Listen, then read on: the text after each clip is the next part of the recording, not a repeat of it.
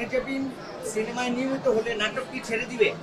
আমি জানি না, একটা এই বছরে আসবে, আরেকটা এখন পর্যন্ত আমি এক্সাক্ট ডেটটা বলতে পারছি না, নিয়ে আপনারা বুঝবেন না। বাট তারপরেও আমি বলি, লিপস্টিকের একটা বিষয় থাকে, সেটা হচ্ছে ভেরি স্মুথ অ্যাপ্লিকেশন, আর কত ঘন্টা সেটা স্টে করে। তো অ্যাপ্লাই করার সাথে সাথে আমি বুঝতে পেরেছি that's it's a very smooth finish. আর কত ঘন্টা থাকে সেটা এখন এখান থেকে যাওয়ার পর আমি বুঝতে পারবো।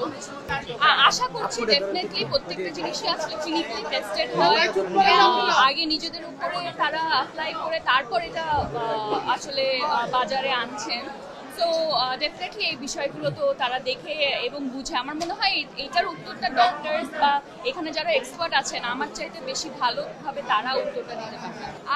আজকে এখানে এসে ডেফিনেটলি খুবই ভালো লাগছে আমার, এবং সব সময় আমি চেষ্টা করি এমন কিছুই প্রমোট করব যেটা আসলে আমি নিজেও ইউজ করতে পারবো। সো এই জিনিসটা আসলে খুবই ইম্পর্টেন্ট। আমি খুব বেছে, ইভেন যখন আমি অ্যাডভার্টাইজমেন্টের সাথে জড়িত হই তখন এমন প্রোডাক্টগুলোকেই আসলে আমি এন্ডোর্স করি যেগুলো আসলে গুড ফর হেলথ কিংবা কোনো ধরনের নেগেটিভ সাইড এফেক্টস নেই।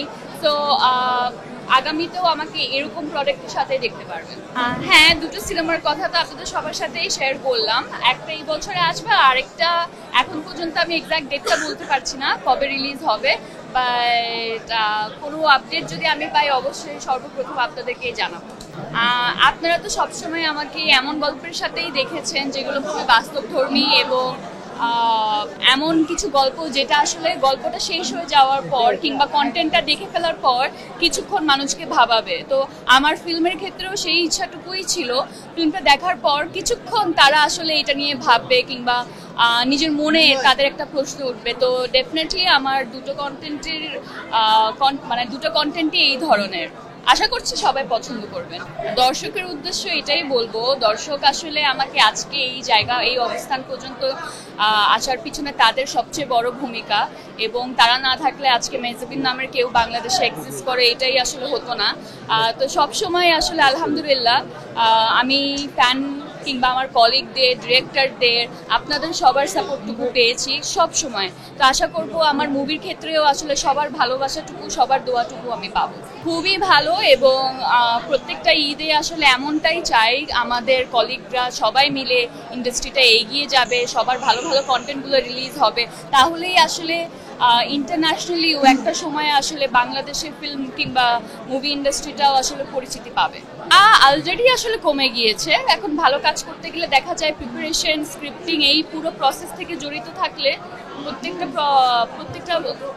প্রত্যেকটা প্রজেক্টের পিছনে 3 থেকে 4 মাস চলে যায়। তো 3-4 মাস যদি একটা প্রজেক্টের পিছনে যায় তাহলে বছরে 3-4টার বেশি আসলে করা সম্ভব হয় না, যদি কোয়ালিটি মেনটেন করে আসলে কাজ করা যায়।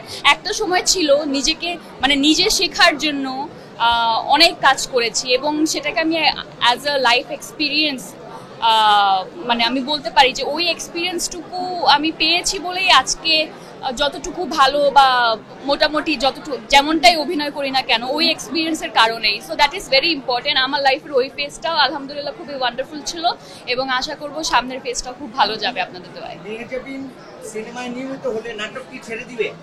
আমি জানি না, কোনো কিছুই ছাড়তে চাই না। নাটক আজকে আমাকে এই জায়গায় এসে দাঁড় করিয়েছে, তো আমি ওই জায়গাটা কেন ছাড়বো।